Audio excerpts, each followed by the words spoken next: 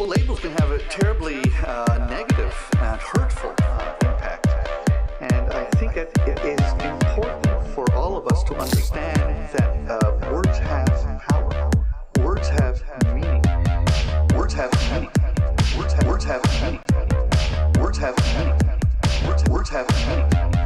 This so-called convoy actually seeded the ground, in my opinion, for the worst display of Nazi, racist, Conspiracy theories, far-right, misogynist conspiracy theories, Nazi, racist, conspiracy theories, far-right, misogynist conspiracy theories.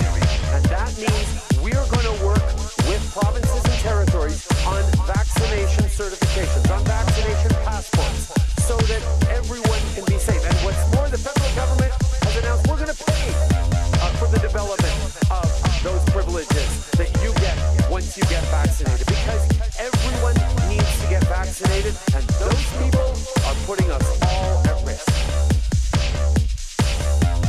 you people, Those people, you people, those people, you people, those people, you people, those people, you people, those people, you people, those people, you people, you people, you people, you people,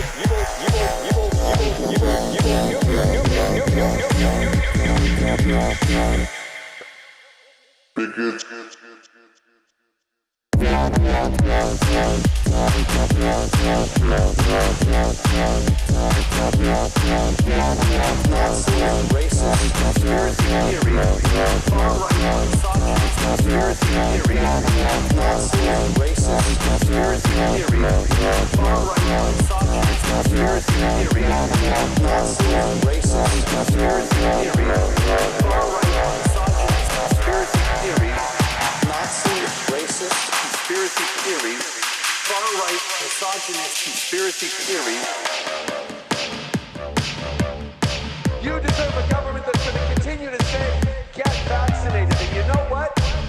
If you don't want to get vaccinated, that's your choice. But don't think you can get on a plane or a train beside vaccinated people and put them at risk.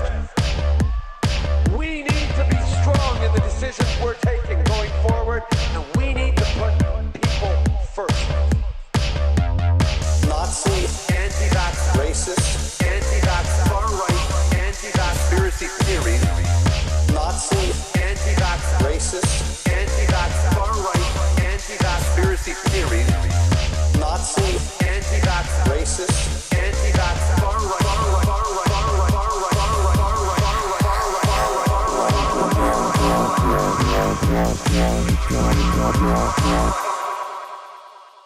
bigots.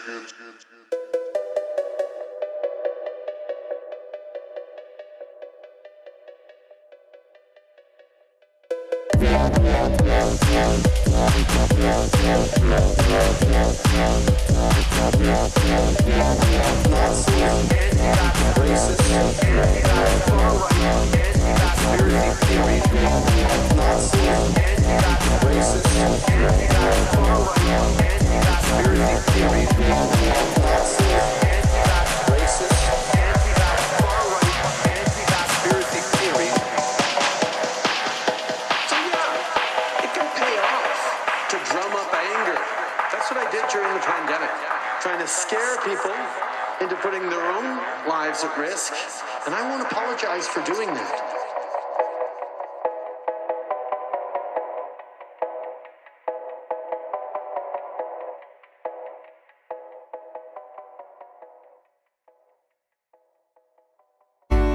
This song is about a girl, a special girl, that some of you may know. You know, some people say that love is blind, and I tend to agree. You were the girl who messed with my mind, yeah, the girl of my fantasy. Alone in the world and one of a kind, but oh baby, why can't you see that I'm not dumb when I say you're the one that is right for me? So let us some fun, I wanna make you calm. Come Ellen Keller, let's make history. Oh Ellen, I don't give a damn if you can't hear or see. Just follow my lead and get down on your knees. My Helen Keller, oh my pretty baby Helen Keller. Oh, you make me crazy Helen Keller. Such a lovely lady Helen Keller. Won't you be my baby Helen Keller? My Helen Keller. Won't you have my baby's Helen Keller? Come and taste my gravy Helen Keller. Don't you say maybe Helen Keller. Can't use your hands to trace me Helen Keller. I'll show you where your body can do. Spread your legs and let me come through.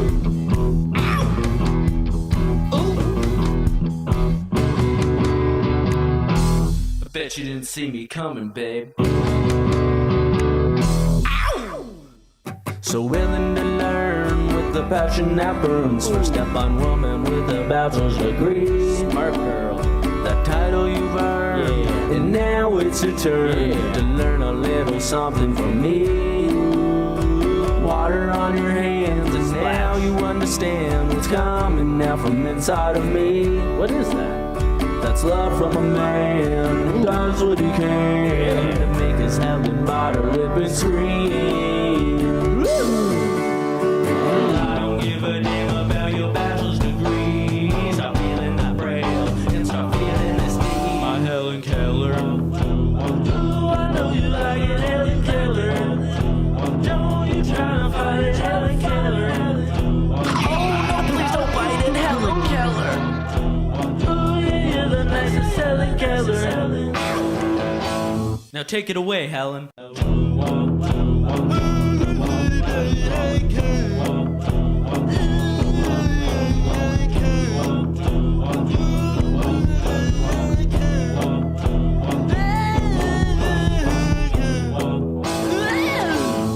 Great job, Helen. Oh, my Helen Keller.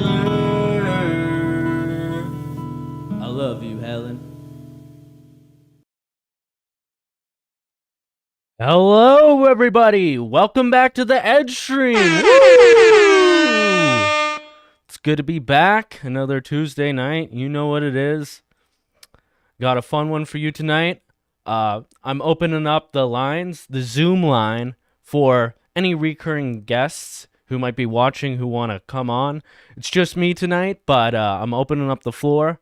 I'll probably be going for about an hour or so, a bit of a shorter one, if no one else comes on, but I do got some good content, some spicy gravy for you all.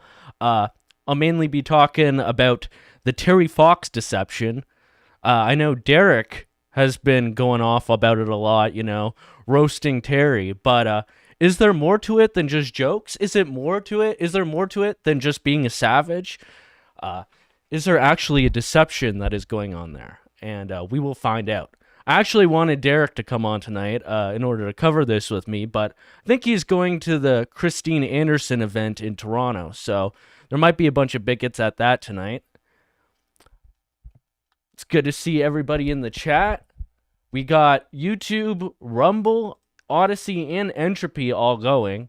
Not many people on Rumble or Odyssey, really, but I just have those just in case it starts reeling people in. Like, you never know. You want to get your foot in the door on these alt-tech sites. But lots of people in the YouTube chat. Jason73, Kabooble, good to see you again. A. Mercer, QuickDub.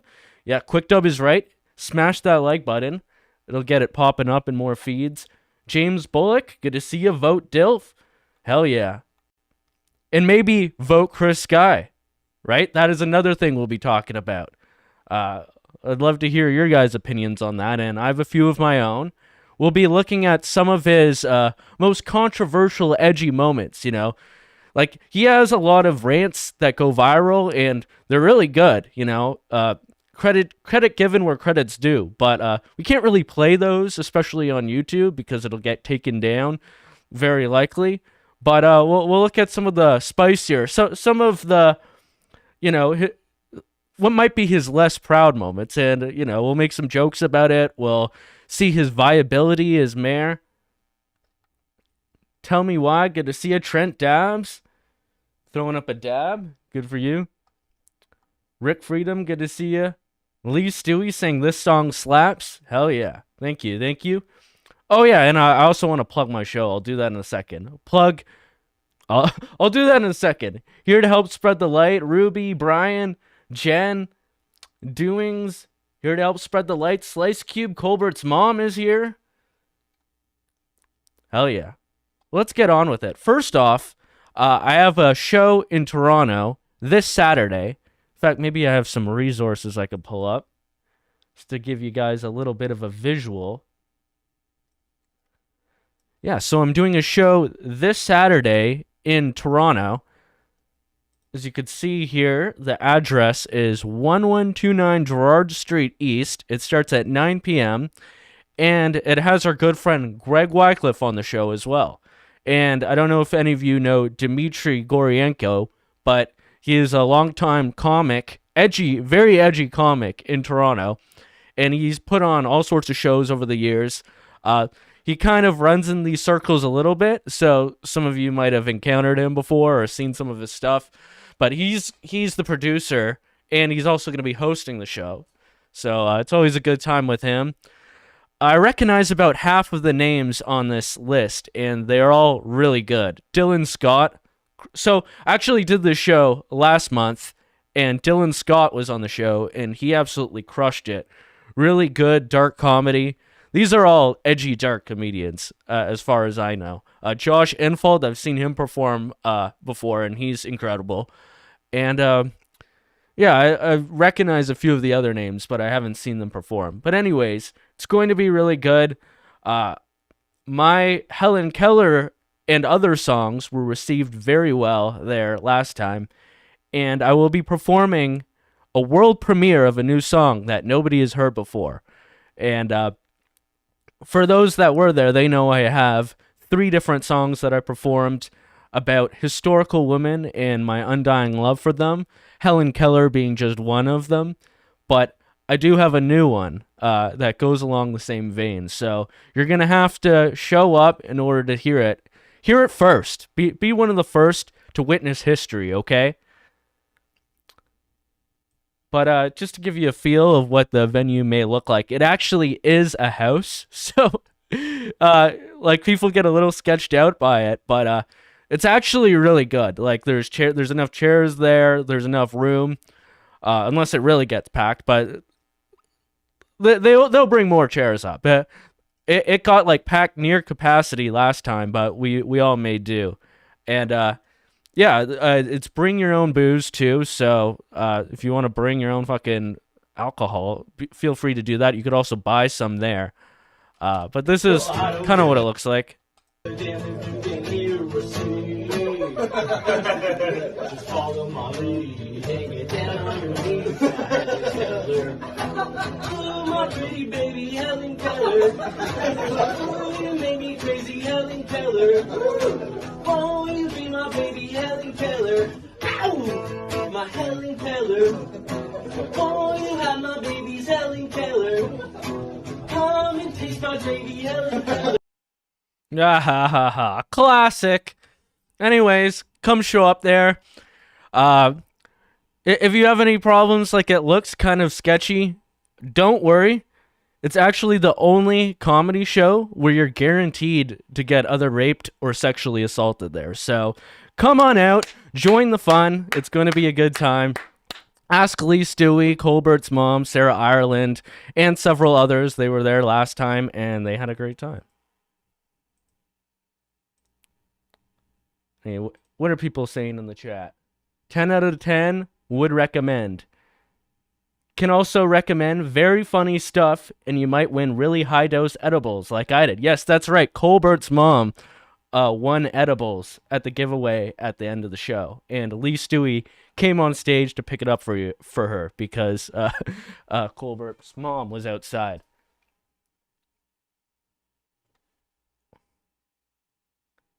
One quick dub says, one of these days, Edgy is going to get laid after a show. Do you not hear the comment I just made about how you are guaranteed to get sexually assaulted there? Jeez, clicked up. All right, I think it's about time to get into the show. We've done enough housekeeping. And once again, if anybody's watching who's been on the stream before and wants to join, just let me know in the chat, and I'll send you a Zoom link over Telegram. So as long as you have Zoom set up, then you could come on.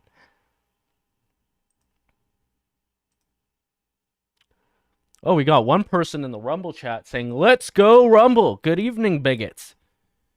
Tight as Raven. Well, thanks for thanks for joining the Rumble chat. It's a bit lonely there, but you know, someone's got to do it.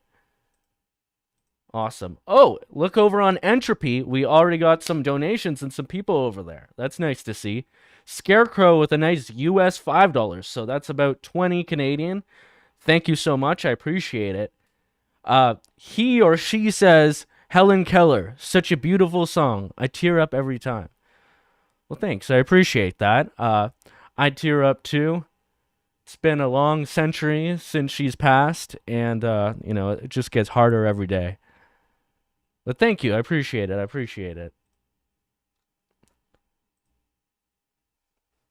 All right, let's get right into the news.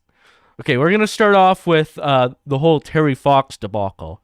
Now, there's not really anything new going on with it. It's just that our good buddy Derek Rance has been going in on him and, you know, basically using him to troll all the normies and libs and just basically anybody who gets all self-righteous over obvious edgy jokes and troll bait. So the newest one that he has done on Twitter that has got people's panties in a knot is this work of magic. And the Terry Fox rabbit hole actually goes deeper than this, and I'll show you that in a second too. So he says, Terry Fox is the reason this country is filled with mediocre people. If you want to look up to someone, pick someone that finished what he set out to do.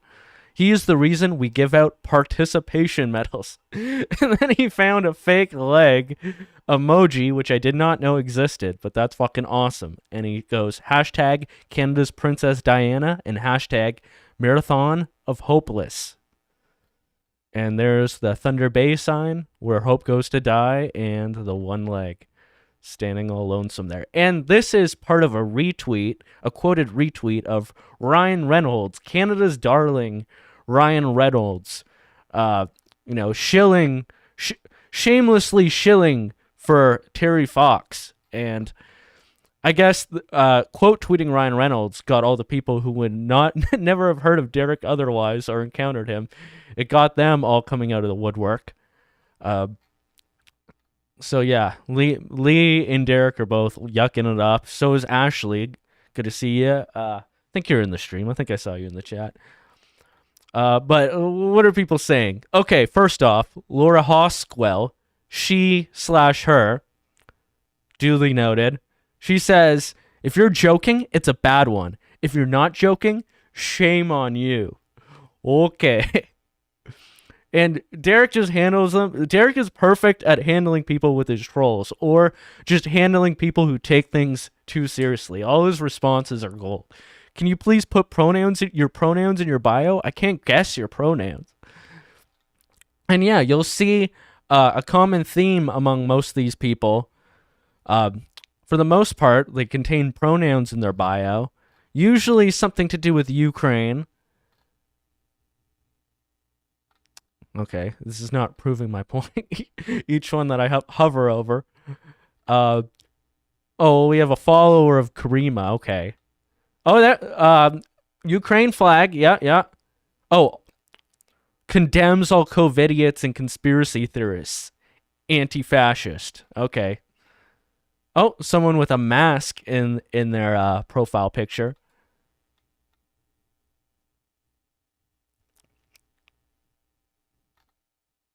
Oh, I love healthcare workers. Yeah, another one spotted. Took me a second to catch that, but yeah. Oh, now do Helen... Okay, this guy's one of ours. I'm going to like that. Who the fuck is Terry Fox? Oh, yeah, Terry Fox obliviousness. You know, me or Derek might be considered a Terry Fox denier by the mainstream media, but what if you're just completely oblivious about who Terry Fox is, right? Like, you're just Terry. He ran all the way across Canada with one leg. Give me a break. You're fucking pulling my leg.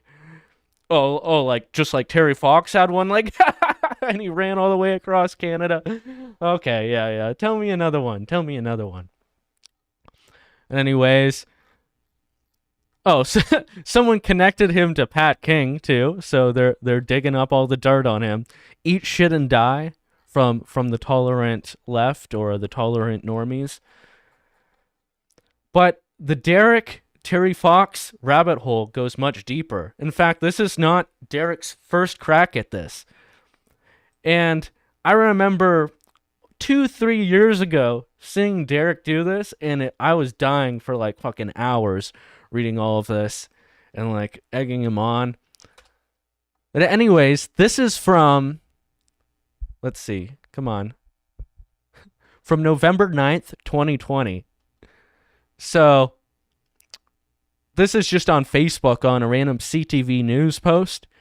And the headline says, Terry Fox, who captivated a nation as he ran to raise awareness and money for cancer research, is among a group of notable Canadians shortlisted to appear on the new $5 bill. And you could guess our good friend Eric was not having any of it. He says, no way. Pick someone that actually finished what he started. This guy is the reason we give out participation medals today. So all these other comments have like maybe like 5-10 reaction likes or whatever. Derek's has 214, 149 of them mad angry reacts, 27 of them shocked face reacts, and about 20 laughing ones. So really good numbers for a troll. This is about like the epitome of a good troll, in my opinion. And what are these people saying? You must have quite the collection of medals then. Derek says, I can see why you were offended. The look of your son in your profile pictures says you have a cupboard full of them. So Derek immediately goes after the son in the profile picture. You know, you gotta respect this man's troll grind. But yeah, he's been at it for several years now. This is a man who's dedicated to his Terry Fox hate. I was actually thinking that, you know what there isn't? Like, I have all these songs like Helen Keller, Rosa Parks. I don't want to dox all my songs, actually, because I want you guys to come be surprised when you see them live. But anyways, I'm thinking maybe I should do a Terry Fox rap diss track. I'll have to work it out and, weed through all the things that I could possibly do with it, but I think there's enough there. And I actually want to show you why I think that, because a while ago, I had seen something that a journalist said that Terry Fox didn't actually do all that he said that he was going to do. And when Derek started going on about this again, it made me think about it again, and I figured out who had said it and what the context was. So I want to introduce you guys to the Canadian journalist Doug Collins. So this is his Wikipedia page. And first I just want to show you a picture of him, just so you could get a visual reference. This guy right here, this beauty.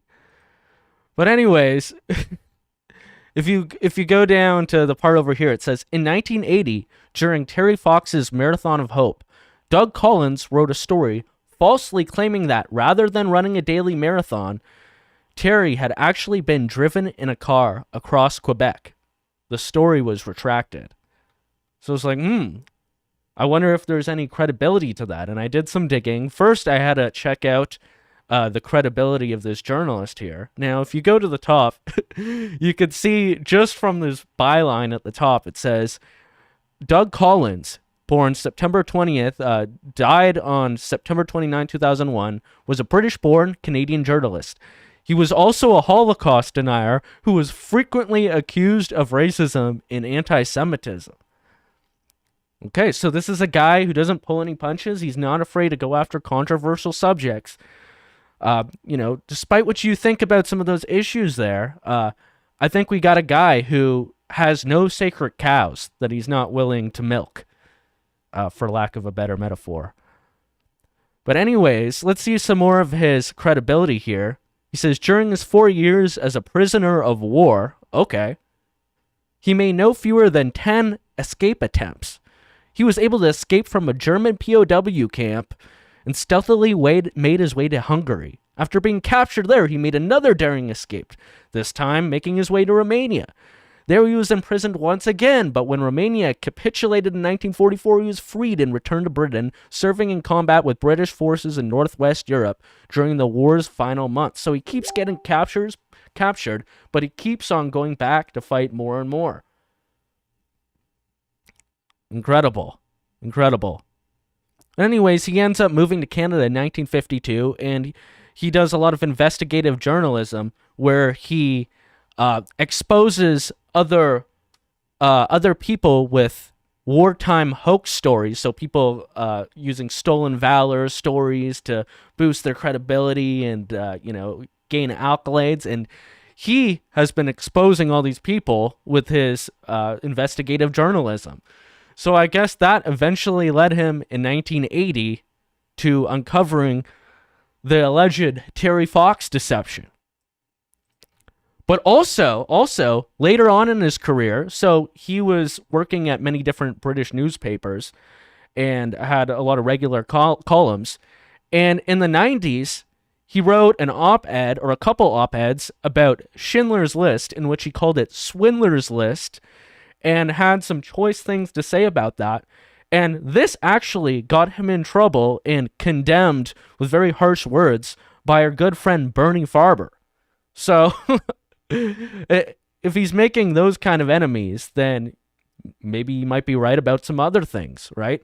So he actually got charged once for his article, Swindler's List, but he beat the charges. And this is a guy who will fight anything in court. Like, look at the guy. He's not going to take shit. He's going to take everything, like, to the last battle, right? And then they took another swing at him, and this time they were able to put the charges through. So, very interesting guy. Definitely a free speech supporter. But let's see what he actually had to say about Terry Fox. Now, I could find very little about it. I have not found the retracted article anywhere. Like, clearly it got retracted right after it got published, so there's not much of an archive. But I did some deep digging, and eventually, after like half an hour or an hour of searching, I found the quotes that Terry Fox really took issue with. So, this is what we're looking at here. So, day 139, after 3,255 miles, allegedly. He says, today was a difficult day, extremely hilly, and I was fatigued. 2 film crews were buzzing around me all day. It was a gorgeous day, beautiful, glorious scenery. I did 2 interviews at night and then read the Doug Collins new Westminster columnist paper, which said I rode through Quebec and I nearly blew up. Broke my heart. I have a saddened and weakening attitude towards the media and press. And then this is a book written about Terry Fox, so I was able to find this on like Google Reads or something. So it says, this is in part what Terry read. So this is Doug Collins now. God knows, I don't want to take anything away from Terry Fox, BC's marathon man. Would I spit on the Queen? No. Terry will not have run across Canada because he didn't run right across Quebec. And he didn't run right across Quebec because Quebecers showed almost no interest in him. He ran only 150 of the 700 miles from the Gaspé Peninsula to Montreal. He did the rest by van, his reception in Labelle province being so poor, and then he ran around Montreal to complete the equivalent mileage. And then it goes on to say, Terry, who read every word written about himself, broke down. I read that story when I was fully exhausted and given everything I had that day in running. Then to see that, it just degraded me and I cried. I burst right down. I punched the wall, and Bill and the others thought I was going to put a hole through it. It just burned me, tore through me. To me, it was so important to be as honest as I could, so I always tell the truth. To not even miss a foot. Okay, Terry. Good one. Not even miss a foot? At least he has a sense of humor amongst his tears. So Terry phoned New Westminster and a retraction was printed. I don't know, he said later, if I've gotten over it.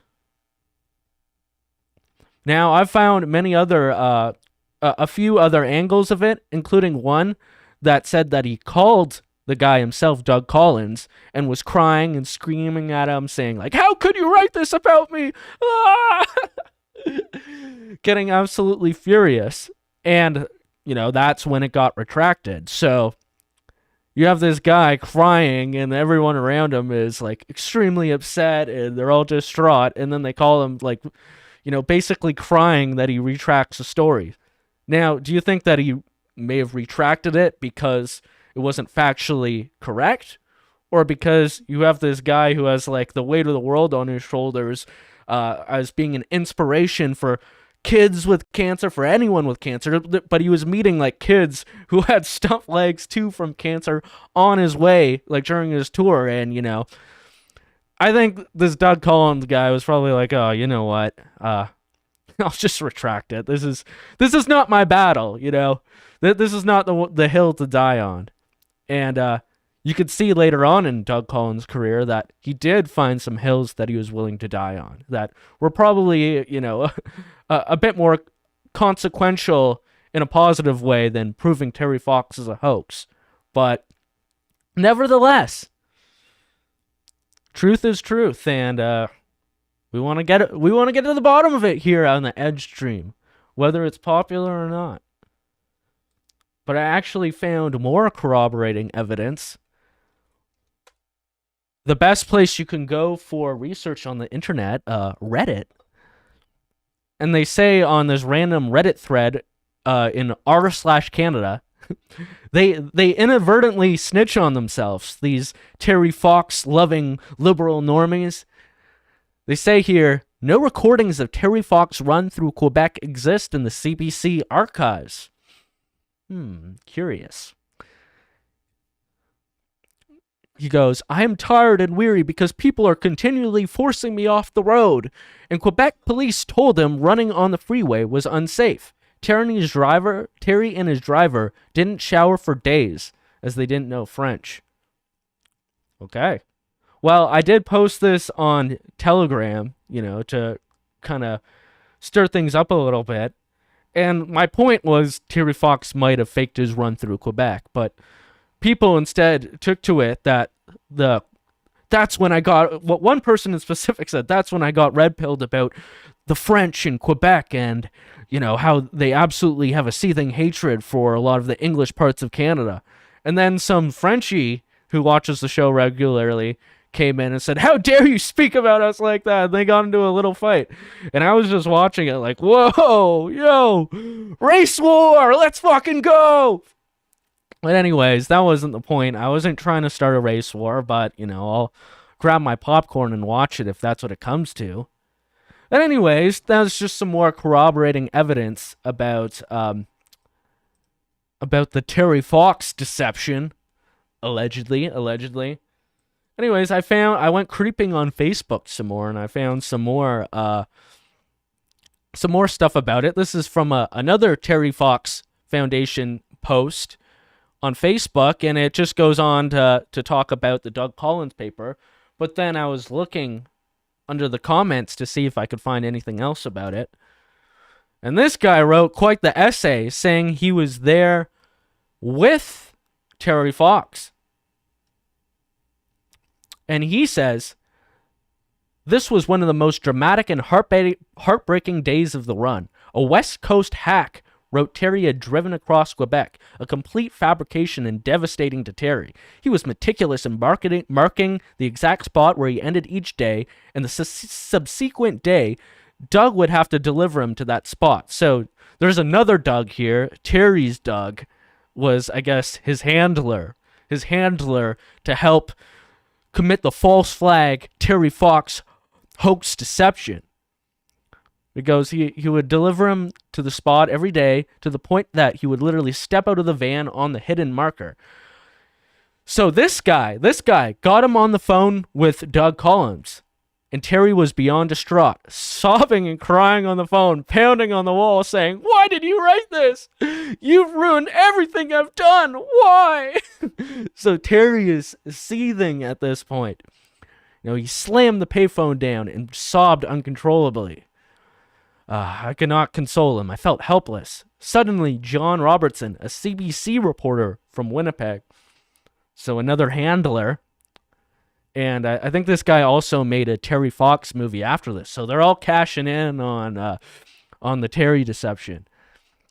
So John Robertson, who had been traveling with them for a couple days, a man about 10 years older than him, who had been watching this unfold, stepped forward, put his arm around Terry, and said, "Let's go for a walk." They walked a ways to the Lake Superior shore and sat and talked for a long time. When they returned to where his entourage was silently waiting, Terry was still mad but at peace. And they said, "Remember who you are doing this for. It's not for that guy back in Vancouver. It's for those kids who you met in the hospital." And then you have another guy who was there and recounted to the guy that he also saw it too, but as a kid. He says, "I was there. My parents ran the restaurant, and I was a kid sitting on a freezer in the hallway. I was only 10 and remember Terry crying and slamming down the phone. He left. I remember crying because he was upset." He added, and then it says, "I cried." So there's a lot of crying going on here. A lot of guilt tripping, a lot of seething, crying, sobbing, wailing. Oi, oi, oi, oi, oi. Just because you cry doesn't make it true. Maybe if I cried a bit harder, I would get my way all the time. So anyways, fast forward 2 years later, Dan Slino, I have no idea who this Dan Slino guy is, by the way. Completely unrelated to the EdgeStream or Edgy D. He tags Derek Harrison and says, #TerryFakes. So we have still yet to get a response from that. But I also found this movie, which has just a few more criticisms of Terry that I had never heard of, I had always done the walks for cancer, and, it's always with the school, right? Every year they have the Terry Fox run. So I never thought much of it. I thought, we're doing something good. We're shilling for Big Pharma. It's all good. But I didn't know about any of the controversies that he faced. I couldn't imagine that somebody would have said anything bad about him at the time. But here are some of the criticisms he faced along the way. Positive. One report in the public eye. Terry was now constantly in the public eye, and the media attention wasn't all positive. One reporter, seeing blood running down Terry's artificial leg, said he was being pushed too hard. Jeez. So Terry's is bleeding out of his stump. It's just trickling down, squirting all over the road. I think there might be something to this, like another theory. Just think about it. Terry Fox does his run in 1980. He's going all around the country, allegedly, and he has a bleeding stump and a metal leg protruding from it. He's squirting, oozing blood all over the place. Now, 1980, what infectious disease that is spread through blood, what disease started around that time? Yes, that's correct. HIV/AIDS. Now, patient 0 was known to have been living in Canada, a gay man in Canada. But there is some controversy on whether that particular man that they pinpoint in Canada was actually patient 0 for HIV/AIDS. I think we may have found ourselves another culprit. Now, if only Doug Collins were still alive today, he might be able to get to the bottom of this. However, Edgy D might be able to pick up where he left off. Who knows? I don't know. I'm not that good with forensics, so maybe this is a job for another person. Anyways, let's see what else people were saying about Terry Fox back then. This naughty Terry Fox. Another painted him as a tyrant, ordering his crew around. And for Terry, Oh, wow. it was like a slap in the face. Wow. So apparently he had a bit of a temper, a bit of a problem with his anger, with his temper. Maybe we saw that when he's slamming the phone down, yelling at people who wrote negative stories about him. I don't know, man. Everything he said was practically, he turned around into something that wasn't, he rephrased it. And it's crap. The bad experience with the first position didn't frame my attitude at all. Well, he asked me. Yeah, somebody actually wrote about him that, like, someone who knew him, I think it was his brother, to be honest, saying that Terry's only doing this in spite of doctors because a doctor had previously misdiagnosed his cancer, which led to it spreading so horribly and quickly. Which is quite the remark, but anyways. My attitude right from the start. I never saw the doctor until my leg was in pain. I don't like going to doctors. Terry says it's fake news. This woman in a car, and she's very upset, and she starts yelling at the window, "They're using you, they're using you, they're using you."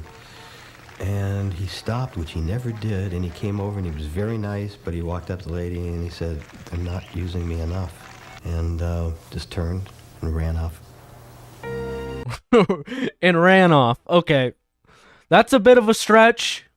He ran off. Okay. We got a bunch of comedians here, I guess.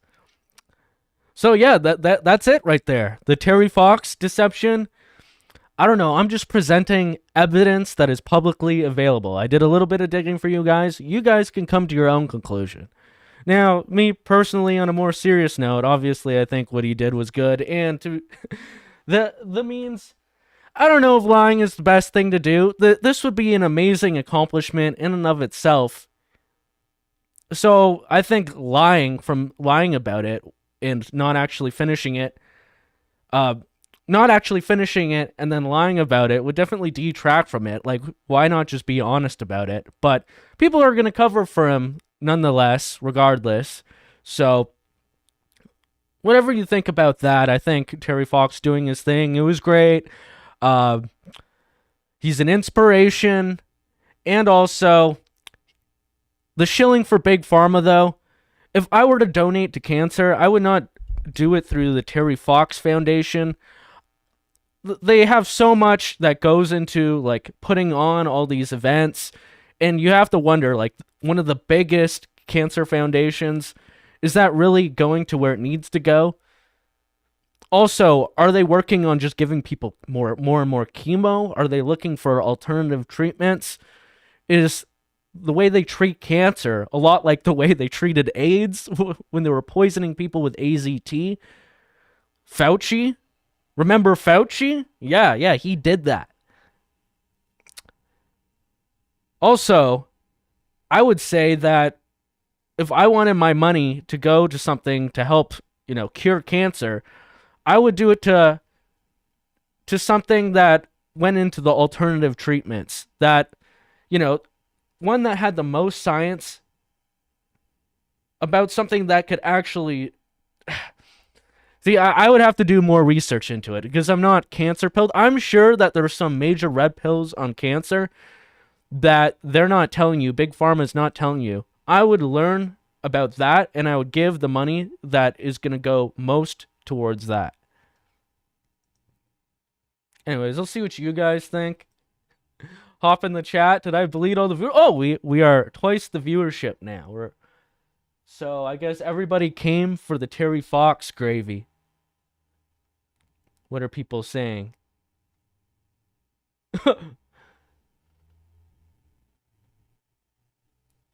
Okay. Someone says Ryan Reynolds is a goof. Yes. Terry Fox / Big Pharma shill.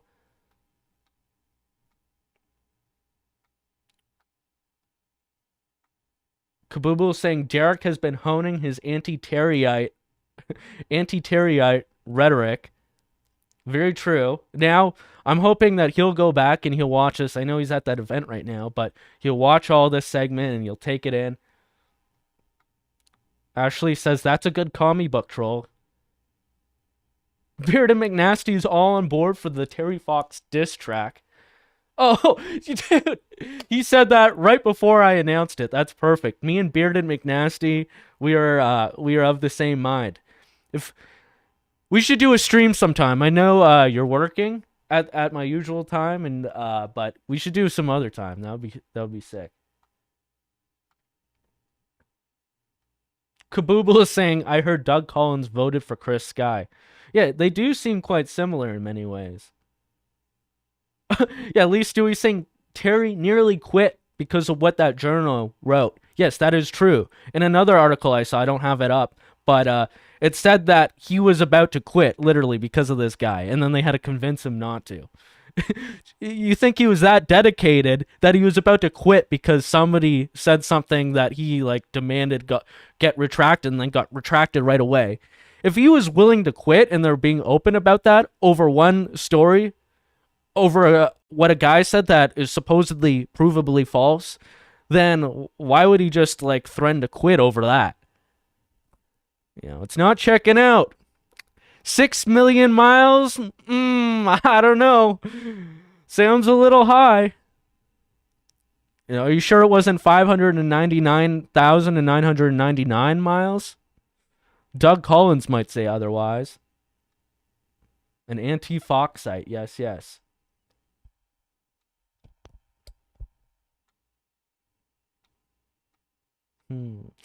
Yes, he's had... yeah, Terry Fox is quite the fairy tale, yes. Anybody else on other platforms? Did Terry Fox fake his death? I don't know. Maybe he was patient zero and he actually died from AIDS. Maybe that's part of it. Okay, well anyways, I think we've exhausted the Terry Fox deception. You guys can come to your own conclusions. But I think we're going to hop into this Chris Skye for the mayor of Toronto business. Now, I'm personally all on board for it. I've never had as much of a seething hatred for Chris Skye as some other people have. I definitely didn't like the way that he deals with people and how, he's a powerful voice and very charismatic, but it seems like he just butts heads with people and he cannot compromise in any way. And yes, he's good at leading in many ways, but part of being a good leader is not, getting into random quibbles over your ego constantly. And we saw this in the July 2021 Canada Day event over at Parliament, where, yes, Chris Skye should have been able to speak at this event, and he did bring people there to hear him speak, but he was actually not invited. They should have let him because, he does make great speeches and he brings people out, and, they shouldn't think that he's just, not worth coming on. But when he forced his way in and was basically heckling and using his own megaphone to tear down the event that was going on, he kind of showed his true colors there. And, he almost got in a little scrap with our good friend Shane Marshall Pebbles. And eventually they let him on and he had a good speech. So I've heard. But it's just things like that. And likewise, after that, for months, he was fighting with Mark Friesen online, and it seemed like Mark was trying to bury the hatchet. He was trying to build a bridge with Chris, and Chris was just all about, stroking his ego and not giving an inch at all. Not grabbing the hand that was being reached out to him.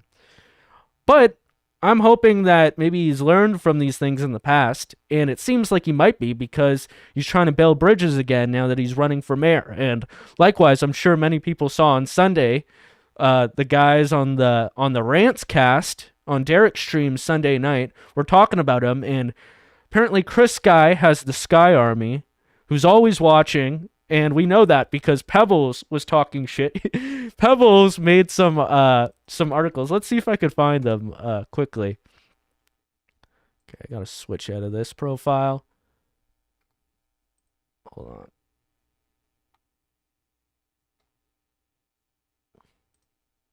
Okay, there we are. Yeah. So Pebbles has been doing his hand at some new content, a new style of content, kind of like fairy tales, but with fake headlines. So what did he write here? Yeah. He writes, gay CBC boys, gay retard Christopher Sakosha announces his bid to run for mayor of Toronto. And then, like white on rice, Chris gets in here and, what does he say? Where is he? View hidden comments? Where is he? Leaves too, he says, yikes. Well, you expose yourself as an anti-Skyeite. Oh, there he is. I love watching small penis energy and uncontrollable jealousy manifest. Anyways, that goes into a long thread of him getting flamed and flaming other people. However, the way he takes on all his haters is something to behold. You know, if you're going to have a mayor and the other opponents are dissing your cock size, you have to be able to have all the right rebuttals in your pocket ready to go if you want to defend your own honor as mayor and keep the respect of the people so they could trust you. So let me show you what that might look like. We're going to be going over a bit of Chris Skye's edgy moments. We're not going to be playing any of the stuff that he says that was good. Like, what fun is that? We get it. He's really good at fastly, spitting out all the facts about what's going on with vaxes and 15-minute cities and whatnot. But let's see how he handles things under pressure, specifically the pressure of being told he has a tiny dick. So I think this is in regards to him posting a shirtless selfie with a towel around his waist, and there might have been a little bit of a bulge, and now there's some controversy over how big that bulge actually was, and they'll get into it here. Chris Skye, so we don't see what the other people are saying, but you could kind of understand what's going on. He says, that's called my dick. Flaccid and even less full than normal due to my post-workout pump. Sorry, bro. So, I didn't know this, but apparently if you have a good pump at the gym, it takes away the blood from your dick and it makes it even softer than it normally would be. So it's kind of like the gym gives you the same thing as cold shower shrinkage. Maybe he took a cold shower too. I don't know. Requires more context. He goes on to say, bro, it's hanging, not pointing. Sorry, my flaccid dick is bigger than your boner. Lol. You think it's erect? Lol. No wonder you're a bitch in a mask. If you get any cock at all, it's a little one. So I guess he's talking to a woman here saying that she doesn't get any cock, and if she does get cock, it's a little itsy bitsy one. Sorry you have a good body and big dick and that triggered you. Well, there we go. This is Mayor-elect Chris Skye. Now, none of these are all positives, benefits, pros in my mind. Here, let me check the chat before we continue. Let's see what people say about Chris, I have a big dick Skye, in his run for mayor. Okay, Costanza. Yeah. I was thinking about that too. The Seinfeld episode where George gets seen by a woman, and he's in the same predicament as Chris Skye, except for instead of a post-workout pump, it was a cold shower.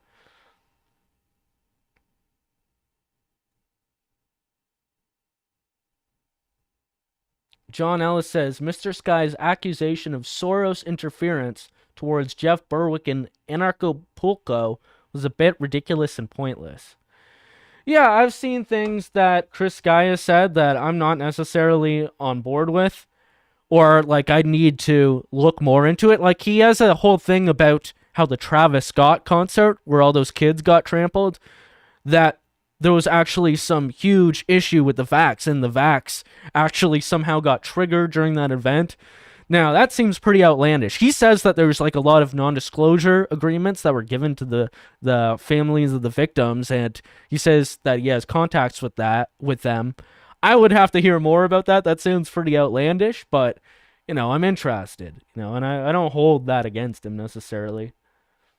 He also kind of foiled the Marcus Ray thing in a way. Like, he called Marcus Ray on the phone and aired out his grievances publicly, and if you guys don't remember, Marcus Ray, I think it was last Canada Day, he was talking some weird shit about, doing something, that would get a lot of people in trouble at a Canada Day event. And he was trying to rally people together, and Chris Skye brought him on the phone and kind of got him to try to explain himself and the things he was saying. And I think that was a good move on Chris Skye's part, being transparent and, trying to not lead people into something that could very well be a trap, some kind of false flag.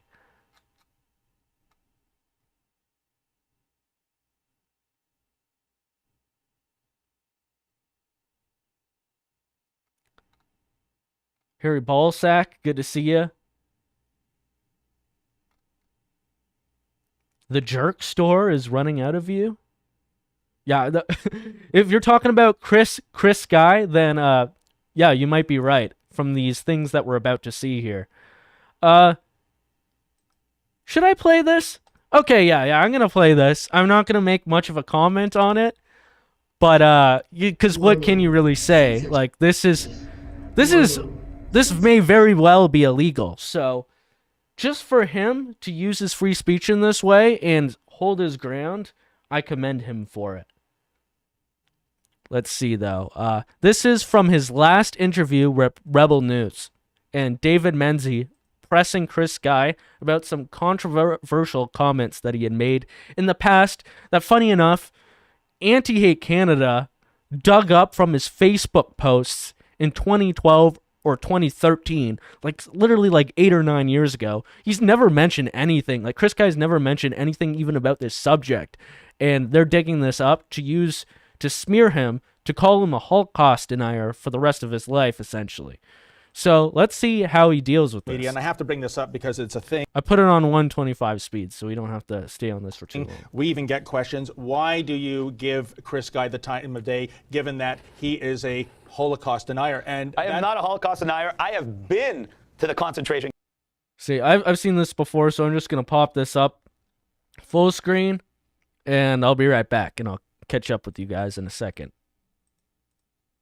Camps. How many of you so-called Holocaust proponents have actually gone to Germany, spent hours on a train, hours more on a bus, and then hours more exploring Sachsenhausen concentration camp? I saw where they kept the Jewish people. I saw where they kept the non-Jewish people. The only thing I've said about the Holocaust is when they tell you 6 million people died, that's a biblical reference, and it's about fulfilling a prophecy for the Jews to come home to their homeland.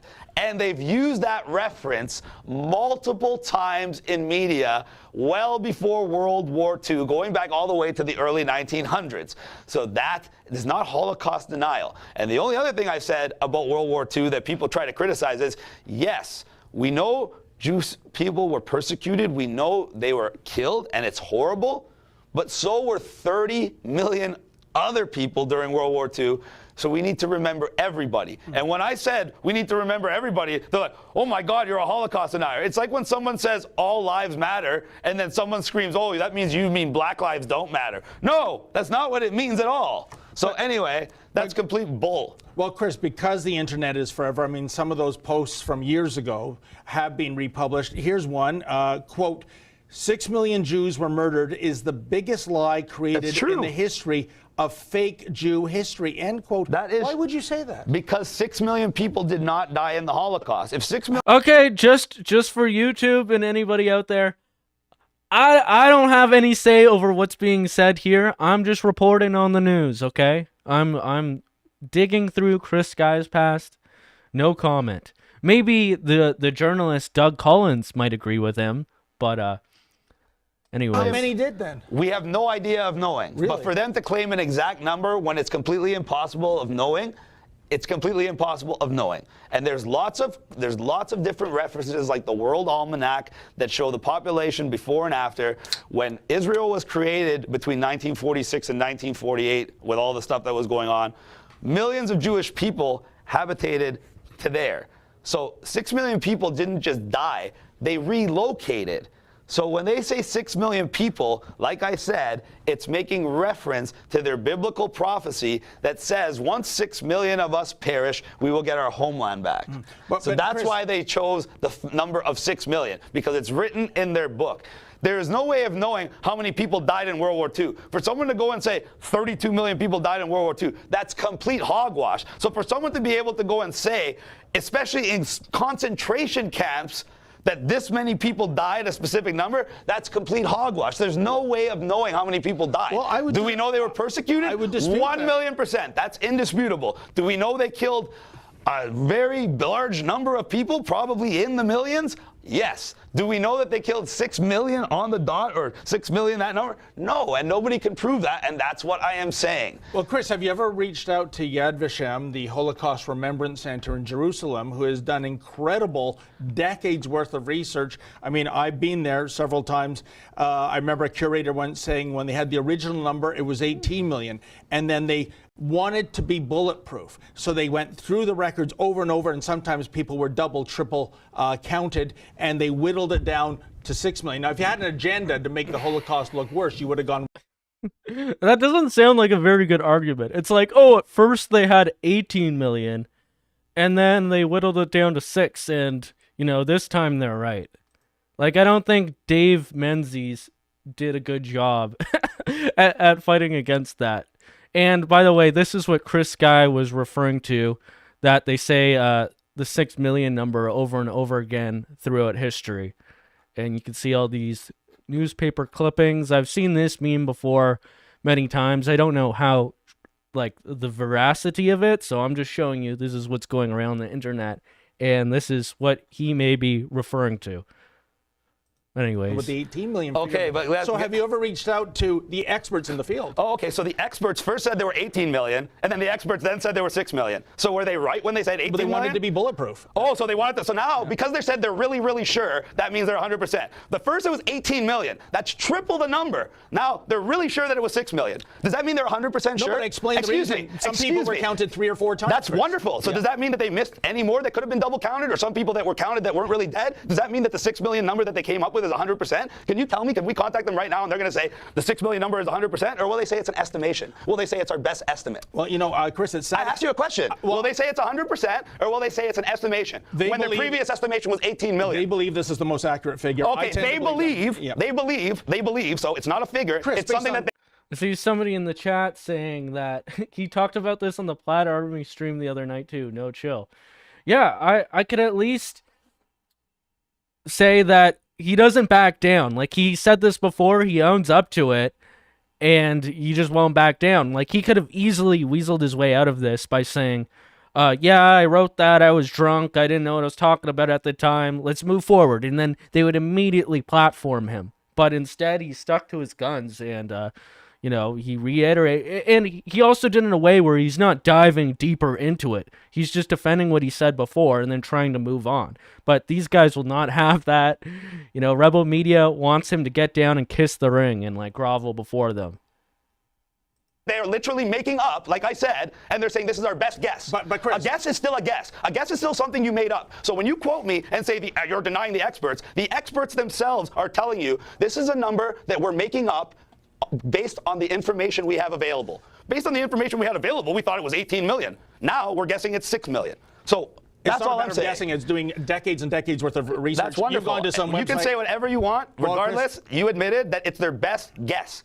Well, I didn't say guess. Their best belief, sorry. A belief is still a guess. Well, I think based on decades worth of scholarly research. And now I'm 100% sure that you guys have changed your stripes, because this started about an interview about anti-lockdown, and it turned into let's assassinate the character of Chris Skye and try to make the Jewish community not like him. Lee Stewie is saying he won't be able to control himself in a debate, and that Hulk smash or people's elbow off the top shelf into the podium. That would have been excellent to see right in this situation. You know what's funny, too?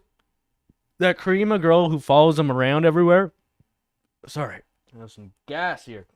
Yeah, sorry. The Karima girl who follows him around everywhere, she fancies herself as like a WWE type girl, and like her thing is like she's like the WWE of journalists.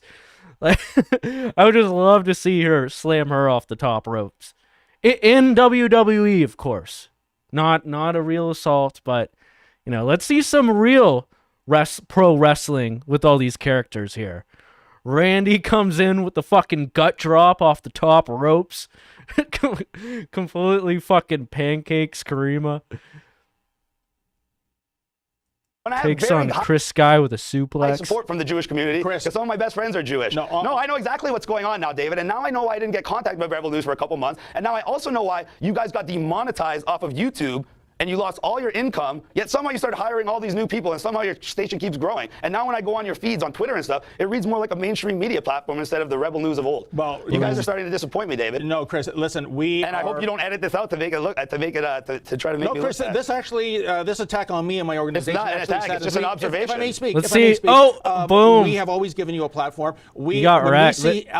Rebel got wrecked in the down thumbs. That's why you need to have the YouTube extension or the Google extension return YouTube dislikes. Made. I'm giving you, in all fairness, time to respond to those. And I did. And you keep trying to push the narrative that I'm a denier and trying to push everything. You even tried to push the narrative that it didn't matter that they lied about Ottawa. You tried to pretend like I didn't show you an email. You said, oh, it could have been anything. You're literally feeding every narrative that they're using to attack me right now, and you're playing into it. Okay, so David, we get the point. I'm going to cut this interview with this, and I don't think I'm going to be talking to Rebel News anymore. Really. And he leaves. Well, bye-bye. You know, what can I say, folks? We were trying to give Chris an opportunity to refute some of these allegations, some of these social media postings that yeah, someone in the chat said he's beat red. He's sweating. Did I do good, Ezra? Did I do good? Maybe with the passage of time, he will come and it's so funny because then, you know, he's out in the hallway. He's telling them to fuck off some more, and now him and Ezra are just fumbling around reviewing the footage. They're like, oh, he's just a little hot-headed. We were being nice. Come on. Like, okay. And anyways, that's that. Let you guys make up your own minds about that. Here, get rid of some of these tabs here. Now, this is one of Chris Skye's uglier moments. Or is it so ugly? Was this warranted?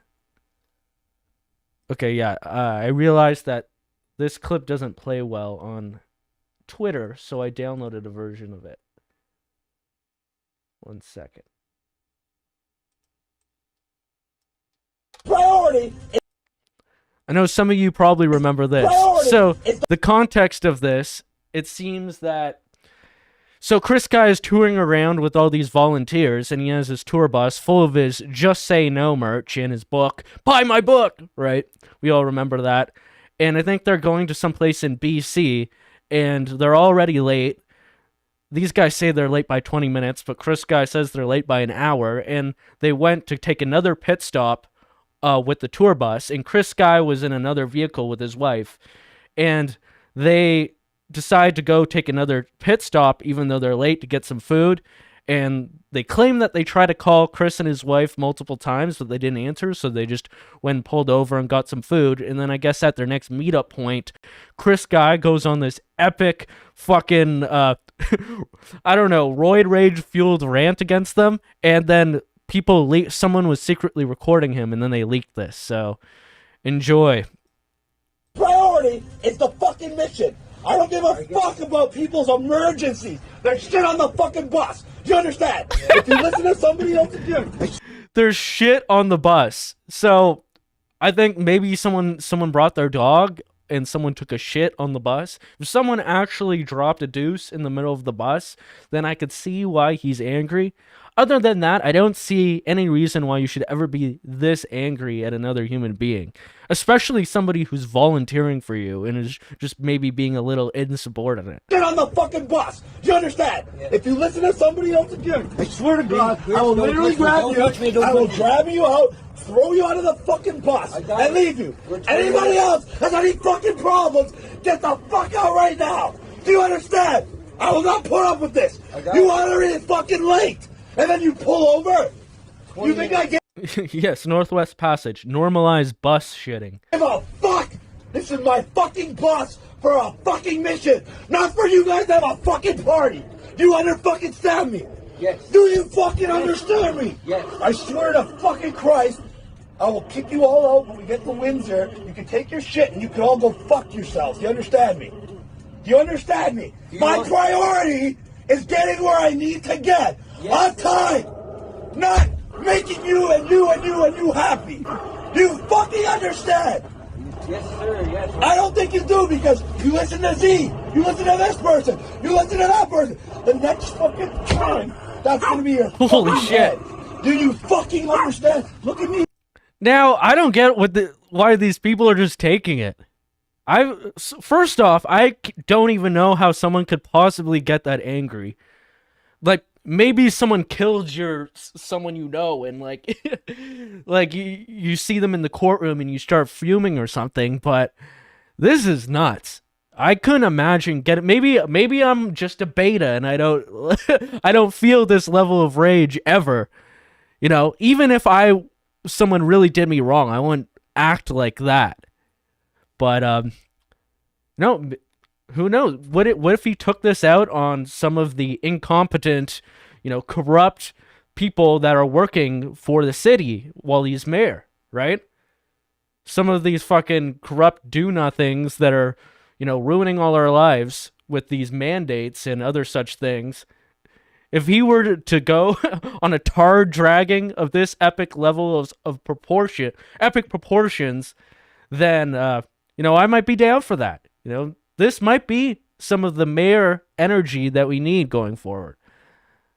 Yes, do you fucking, yes, I do. Do you fucking understand? Yes. You said that last time, yes, and you're still fucking around. We texted you, we called you, Also, another thing is that you should be fighting at this point. If somebody is doing this to you, like, I don't think you should just start swinging, because, like, I think this warrants it, for one, but if you just start swinging on him, Skye will probably charge you for assault, or anyone would probably charge you, or a lot of people might charge you for assault if you just started swinging, right? Even if they were up in your face like that. But I feel like at this point, like 10, 15 seconds into this, you would say, are we going to take this outside? This is like a prison rules situation. If somebody comes at you like this, you're lacing up your shoes and you're going, okay, are we going into the pod? Are we throwing down? These are them type of words. These are fighting words. So I think the people sitting down should have maybe done this. Like, he's only 5'7". But yeah, I would say you don't take it outside, because likely if you went outside, he would just follow them outside and then push them out and then slam the door shut, and then you would just get stranded. And then you'd have to basically hitchhike back to the event that they're going to, and then, weasel your way back onto the bus to go home, or find your own way home, all the way from BC to God knows where, Ontario. But yeah, I think these people should have, or the guy that he was getting in his face should have fought him right there on the bus, or at least tried to. 20 minutes behind. You are an hour behind, and then you fucking pulled over. To tell you, I don't give a fuck. You're not supposed to call me and tell me you're not going to listen to what I said. You're supposed to just do what the fuck I said. Do you understand? Yes, I do. Yeah, so why the fuck are you calling me? To try to tell me, oh, by the way, we're already behind, we're going to pull over. No, I asked him to ask, can we pull over? We're 20 minutes You didn't even talk to me. They called you so many times. And you just decided you're going to do it anyway. No, they all asked me and came up here and said, we need to pull over. No! You understand? You don't matter. You don't fucking matter. You don't matter. You don't matter. You know what matters? What the fuck I told you, yes. Because we have priorities. Do you fucking understand? Yes. Anybody tried to tell them anything else? Bang! You try to tell them anything else? Bang! And if you try to tell them anything else, get the fuck out! Do you understand? I know how to get you I don't give a fuck about anybody's bullshit. I don't give a... Man. I have to say one thing. At this point in 2021, if you are going on a tour van and volunteering, like giving your time to Skye, you maybe walked yourself into this one. Like, I would have never gone and volunteered for Chris Skye, seeing what he was doing at this time. So, I feel like he's gone better, and we haven't seen freakouts like this lately. So, I'm hoping that maybe he's learned from this embarrassing leak, and he's going to treat people better around him from here on forward. But, this clip, another fucking epic freakout, but, this one I think is a little more justified, and there's a bit more to it than him just being a fucking absolute psycho to people that were volunteering for him.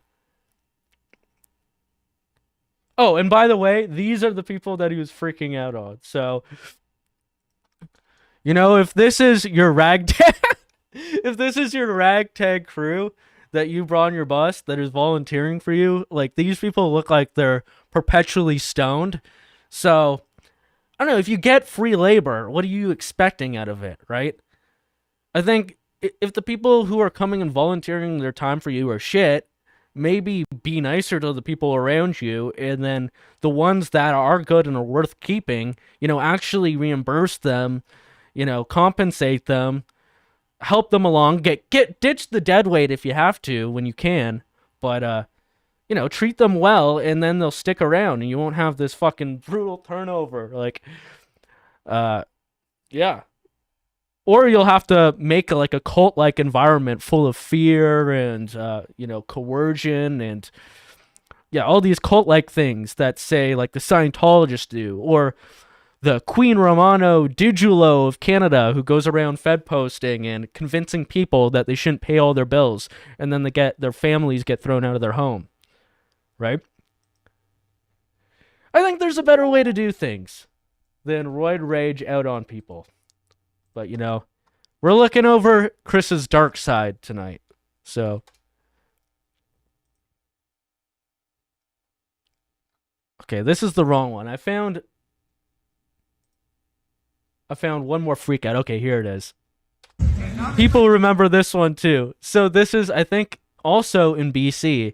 And for context, there's a band playing, and I think the show is already late, and Chris Skye wants to go up and speak. But they said they're going to do one more song, and this is where the video starts at. More music. How about that? We're fucking up. They literally just said they're playing more music. No, they're gonna shut it off. The last song they just said, yeah. No, they're gonna stop as soon as you walk up. I'm gonna fucking lose it. Oh, this is the kind of shit that is fucking going on right now, isn't it? I hope you're fucking ready. So this guy's already like, oy vey, here we go. Oh, this is gonna be a good time.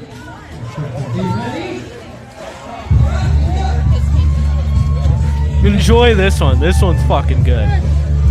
Like, the other one, I actually felt uncomfortable. Like, it was pretty bad. You should never treat somebody like that. Like, somebody said in the chat, would you ever get that angry, though, if your wife vaxxed your kid against your wishes? Yeah, maybe then. Like, I probably still wouldn't scream or act like that. I would do something else. No, I'm kidding. But, you know, I would be very upset. But, like, there's no reason to ever treat people like that, especially that are working for you, who went and tried to feed themselves. And, yeah, in that interview that I showed you, like, the visuals for of what these people look like, they're basically saying, oh, we barely had any blankets, there was nothing but chips on the bus, and we hadn't eaten anything, and, yes, some people were partying, but, you know, we were hungry. So, yeah, you shouldn't treat people like that, especially in a situation like that. But this one's good.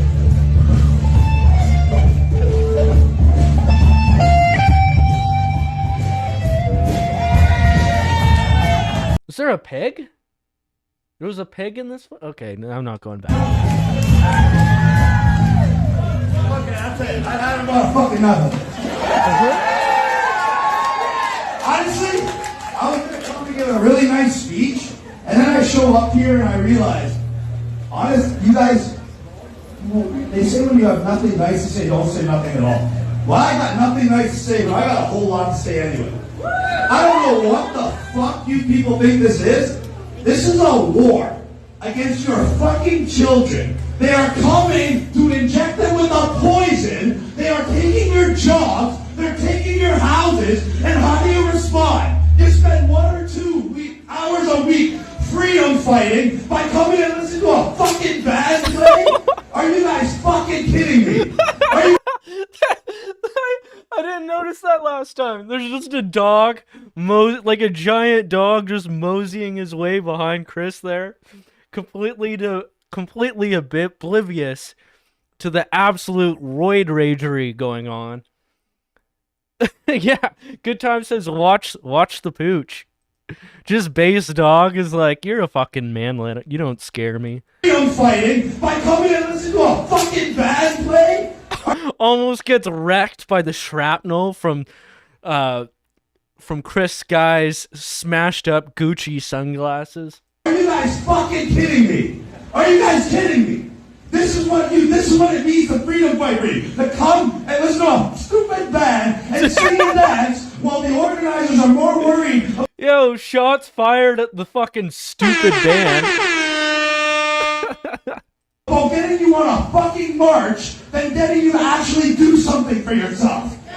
Fucking pathetic. Each and every one of you should be absolutely ashamed of yourselves. You're walking around like this is a party, like this is a joke, like you're supposed to be here having fun. Right. He's right, is the last thing you hear in the video. Now, it's an interesting video because I think he does have a point there. Like, there's this faction of the freedom movement where it's all hippy-dippy, everything's like, woo, let's have like a freedom dance party, and you know, they'll bring in some Indian some like Indian lady with the drums like, bo bo bo bo, let's have a freedom smoke circle, and it's just kind of cringe at this point. It's not really helpful. It makes people look silly, you know. I don't know if that's exactly what's going on. It kind of seems like they were just making him late. But just imagine coming to this and you're getting reamed out by this guy who you're excited to see, and he's just telling you should all be ashamed of yourself for something you don't really have any control over. So, once again, this is a complete freak out. Not really a meltdown, I would say, but definitely very stylistic in his rant. Like, I was captivated by that. I think he has a point. Completely, you know, not diplomatic, I would say, but oh, he's got a point, and it was really funny. It's funny to see these freedom people, you know, get a little heat coming their way from one of their own, and maybe they took that point in. But also, like, yeah, you should have music at these things. You should foster an environment that can be fun. If it's always war, if it's always like, they're injecting our kids, we need to do this and that, you know, it's not going to foster a positive environment either. So I could see why people have music at these things, why it gets a little hippy-dippy. I think there's a balance, and this is not the best way to do it. It just makes people look fucking unhinged. It makes the freedom movement look unhinged. But he had a decent point there. Let's see what and it's also like, so as opposed to what they're playing music as opposed to you doing another speech that everybody's already heard a million times. It's like, okay, come on, what, they're not buying your book or buying your merch enough? Is that gonna save everyone? So it's kind of like, okay, buddy, it's another ego thing. Kabooble saying, I like him more now. Yeah, at the time, I was also shocked by it a little, but Tyler brought up the point, like, yeah, some of these freedom people, they're fucking, like, this was an epic tar dragging, and, you know, they need to hear some more criticisms about how they're running these things, and, yeah, I do agree with that. Someone says, I'd call that a meltdown. Have you ever seen footage of Hitler's speeches? Kabooble says, that's a huge red pill for the crowd, and they were already red-pilled. Yeah, T-Zone saying it's a bunch of moms and old ladies in the crowd. Yeah, that says something in and of itself, that is who is coming out there. Like, where are all the men in the front?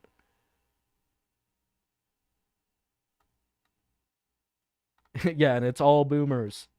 Just Yeah, this is quite the scene. Anyways, what else is there? Yeah, I think that's all I have about Chris Skye as far as content and digging up the old remnants of his past. Do you think that he could get over this kind of stuff and these kind of outbursts or this kind of mentality will not get in the way of his mayoral campaign? I know that he's got a lot of memes going on his side now. The Diagolon Imperial Liberation Front is now in full effect. And hold on a second. I just want to scroll through some of the Ferryman's memes. And I think I'm going to wrap it up pretty soon here. Hold on, I don't want to dox my Telegram here.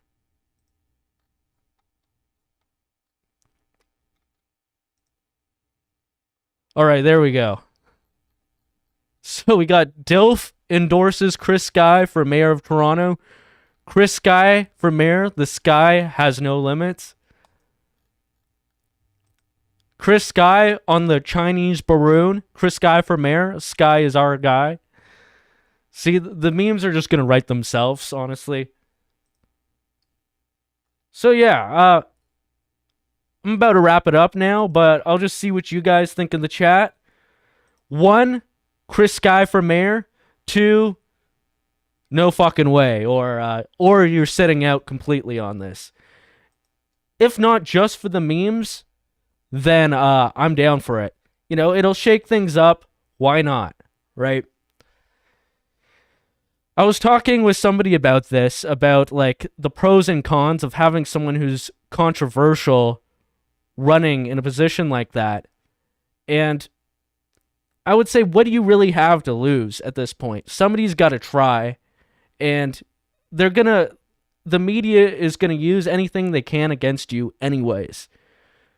So anything short of him like beating up his wife or other people and this really going around publicly, like there's visuals of this, or you know, he starts inciting people to violence and it becomes like a January 6th type situation where people are running in and then they're getting huge criminal charges, and it's all on the behest of Chris Skye.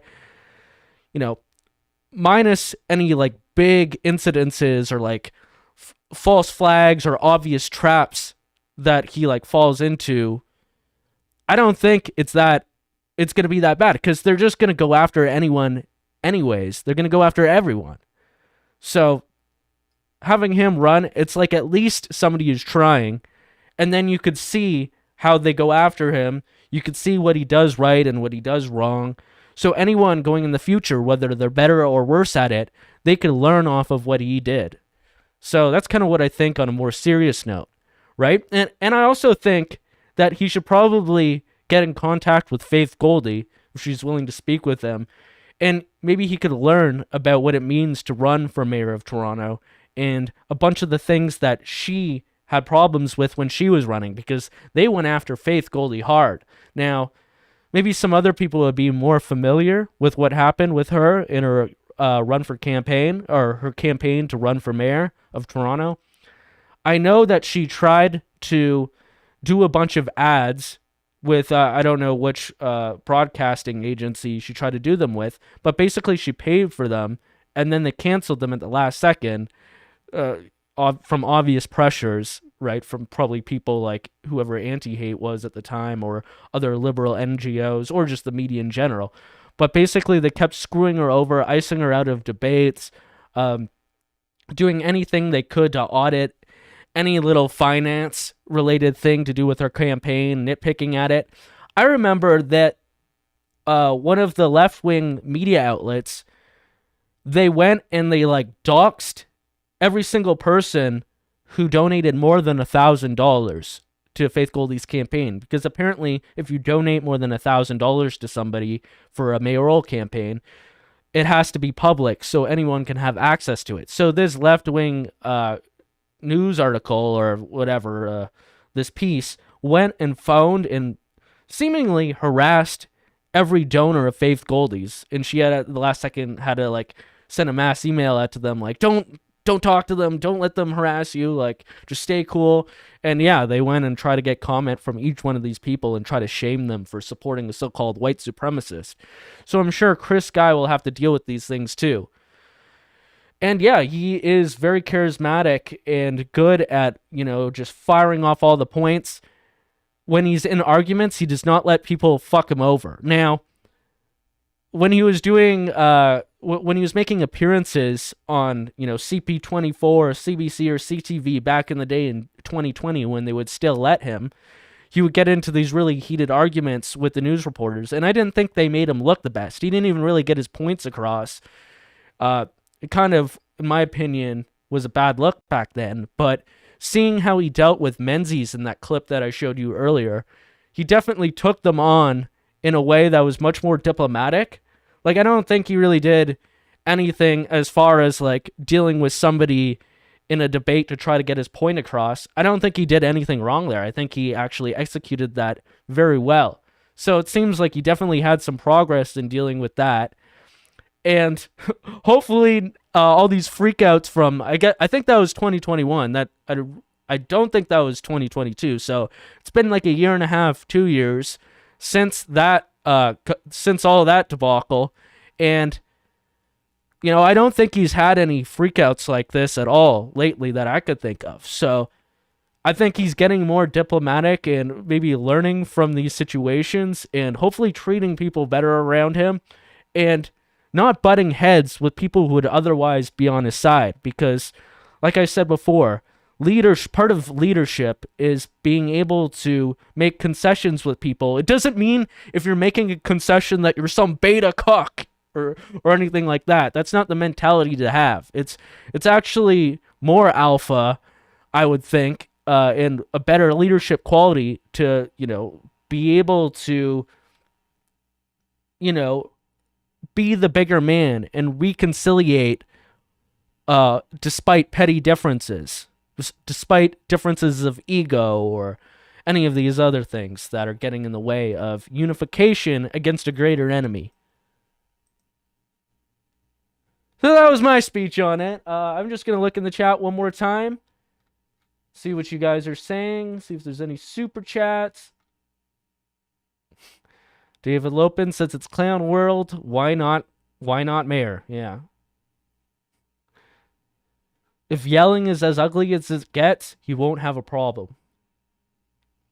And the system basically ghosted Faith. She really didn't have the resources to fight the machine. Yeah, now she's getting like fucked with hardcore long after her run for mayor. So that's just the way she goes when you're a dissident. Maybe one day she'll come back and she'll whip up another storm. Lee Stewie's asking, does he even live in Toronto? That's a good question. This might be fucking bullshit, right? Like, he might not have the proper qualifications, like requirements, to even run. We don't know, but I'm hoping he does. Oh, Lee Stewie, yeah, saying about Faith. Evan Balgord and Farber launched an audit against her. So basically, the anti-hate crew launched an audit against all the finances in her campaign, and I think she's still dealing with that. And it was in a City Hall tribunal. Wow. Oh, and Lee Stewie is saying that Bell Media is the one that screwed her over after she paid for her ads to be played. And yeah, they dropped them. Kabooble says they will smear him endlessly, and he has a rap sheet, allegedly. Well, from what I can understand, his rap sheet all starts from when COVID started, and it's all to do with, like, altercations that are based on his, anti-lockdown activism. Now, I know that there was some talks that, Skye got arrested in a drug sting type operation back in 2013 or 2014, and this is actually a guy with with the same name, but a different person. Chris Sakosha, exact same spelling, but it's a different guy in Toronto.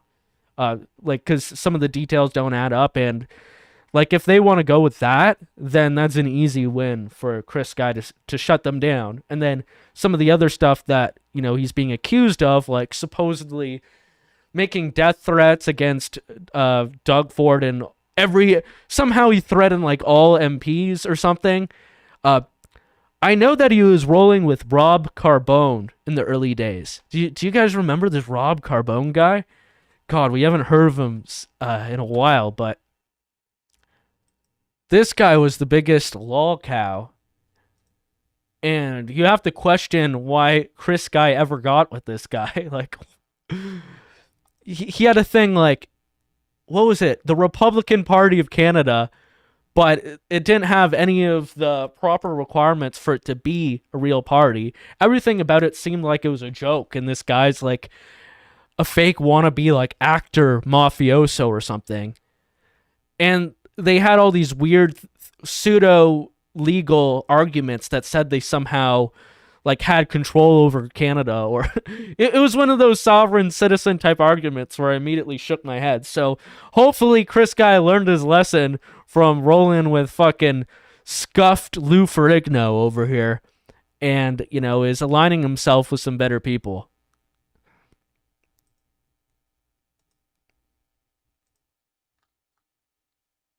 Carbone was fucking shady, says Bearded McNasty. Yeah. Real sus, real sus. Well, anyways, I think that's about it for this stream. I want to tell everybody once again that I'm doing a show this Saturday night in Toronto, and I made a post about this on my Telegram, so you could find it there, t.me/EdgyDTV. And I'll just pop up the poster here once again. So 1129 Gerrard Street East. You could buy tickets. Fuck, I'll get the tickets up too. Hold on 1 second. I'm going to drop that in the chat just to make it even easier. I know Lee Stewie is doing a giveaway with coordinated with the host of the show. So if you look on her Telegram channel, you could find that too. Maybe win a free ticket. I believe they're announcing the free ticket on Thursday. And also our good friend Greg Wycliffe is going to be performing there too, as well as several other good edgy comedians. So it's $15 if you buy it in advance, $20 at the door. It's going to be a good time. I'll probably get there early so I can hang out with people who come for it.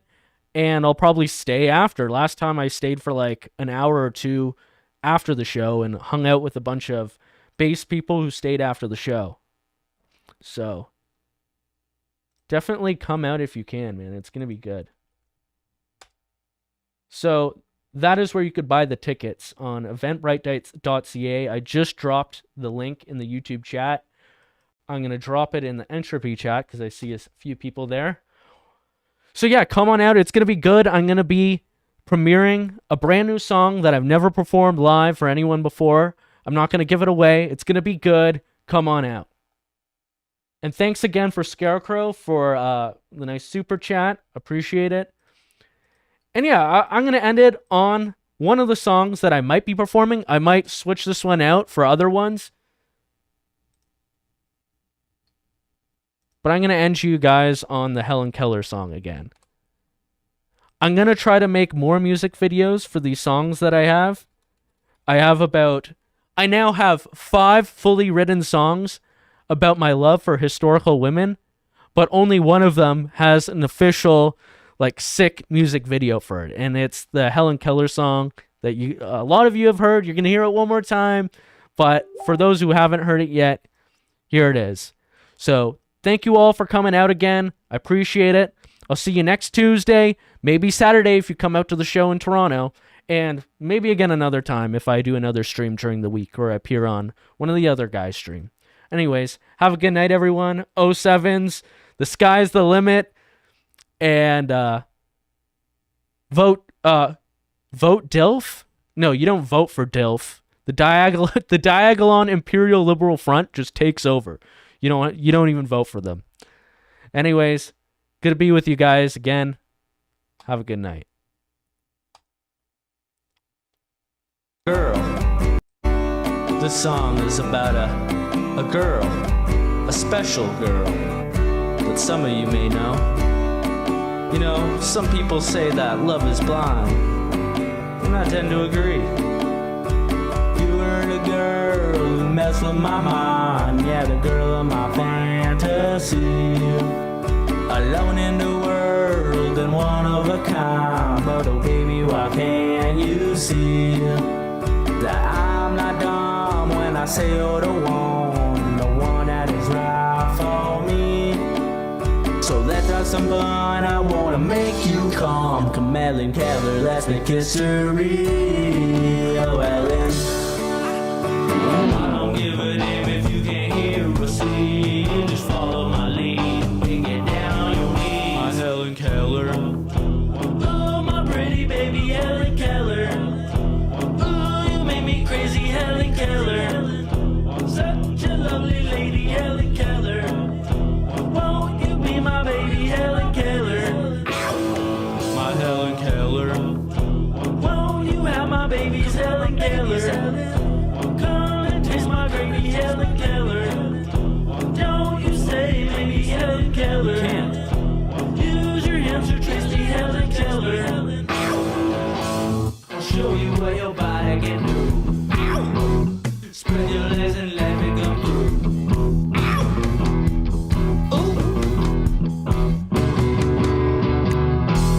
Bet you didn't see me coming, babe. Ow! So willing to learn with the passion that burns. First step on woman with a bachelor's degree. Smart girl, that title you've earned. Yeah. And now it's your turn to learn a little something from me. Water on your hands, and now you understand what's coming now from inside of me. What is that? That's love from a man who does what he can to make his Helen bite her lip and scream. I don't give a damn about your bachelor's degree. Stop feeling that frail and start feeling this deep. My Helen Keller. Ooh, I know you like it, Helen Keller. Don't you try to fight it, Helen Keller. Oh no, please don't bite it, Helen Keller. Helen Keller. Now take it away, Helen.